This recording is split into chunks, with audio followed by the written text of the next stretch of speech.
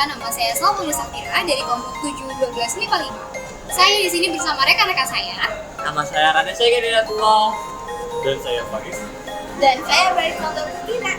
Di sini kami akan menjelaskan materi bahasa Indonesia yang kelas 12 mengenai teks editorial. Penasaran kan? Yuk simak videonya!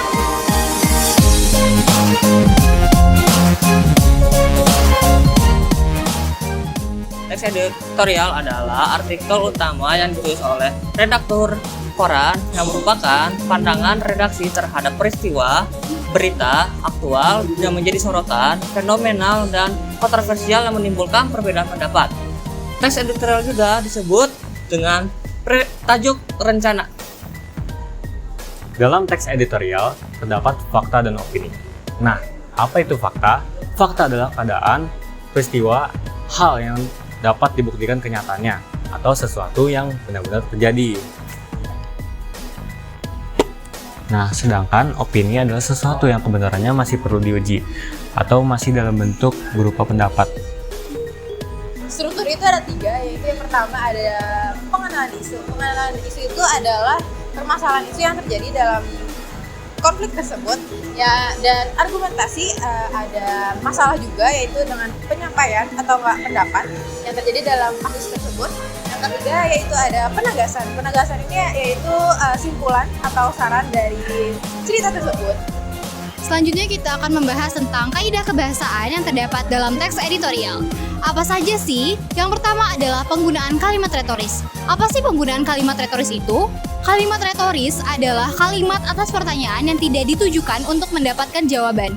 Dimaksudkan agar pembaca dapat tergugah untuk berbuat sesuatu dan mengubah pandangannya terhadap isu yang sedang dibahas.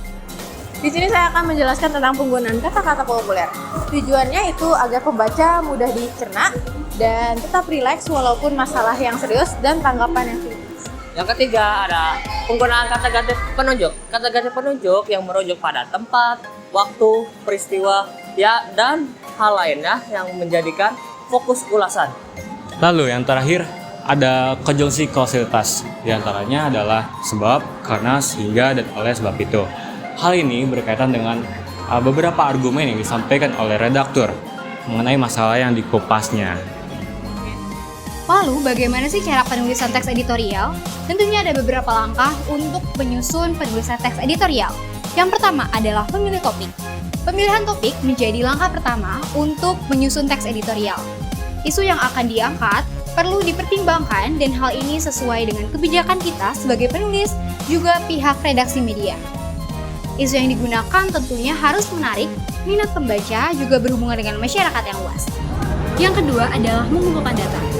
Sebagai penguat opini, kita memerlukan data pendukung berupa fakta yang berkaitan dengan isu yang akan dituliskan dalam editorial. Tidak hanya itu, teori dan pendapat dari para ahli pun perlu dikembangkan agar pembahasan kita di penulisan editorial lebih berbobot. Yang ketiga adalah mengaitkan bagian-bagian editorial dan mengembangkannya. Penulisan editorial dapat didiskusikan dengan anggota redaksi untuk menghubungkan isu dan topik yang akan ditulis oleh pihak media. Selain isu dan topik, perlu juga didiskusikan opini, solusi, contoh, dan detail untuk diberikan kepada editorial. Barulah dikembangkan teks editorial dengan memperhatikan hal-hal yang telah didiskusikan.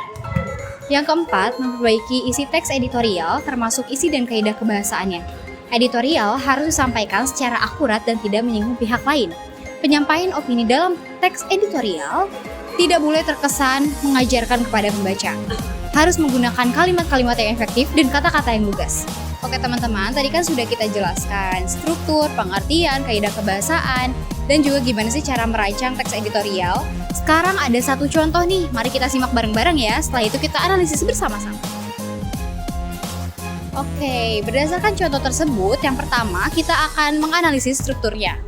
Oke, bisa disimpulkan bahwa pernyataan umum atau tesis terdapat pada paragraf 1 dan 2, argumentasi terdapat pada paragraf 3 dan 4, dan penegasan ulang pendapat terdapat pada paragraf 5. Selanjutnya kita analisis kaidah kebahasaannya bersama Faris. Nah, untuk unsur kebahasaannya sendiri, sebelumnya kita udah bahas nih, ada 4 unsur kebahasaan pada teks editorial. Yang pertama adalah kalimat retoris, yang kedua adalah kata-kata populer, yang ketiga adalah kata ganti petunjuk, dan keempat adalah kalimat konjungsi kausalitas. Nah, untuk contoh dari kalimat retoris bisa dilihat dari kalimat berikut ini. Lantas bagaimana nasib pendidikan di Indonesia? Nah, itu adalah salah satu contoh dari kalimat retoris yang ada di teks editorial tersebut. Lalu, untuk contoh kata-kata populer yang ada di teks editorial ini adalah kualitas, bermutu, lembaga, iptek, globalisasi, teknologi, internet, dan motivator. Lalu untuk kata ganti tunjuk pada teks editorial ini yaitu adalah dalam kalimat namun kenyataannya pendidikan di sini belum sebanding dengan pendidikan yang ada di negara baju. Lalu untuk contoh konjungsi kausalitas yang ada di teks editorial ini yaitu bisa ditandai dengan kata oleh karena itu dalam bagian penegasan ulang.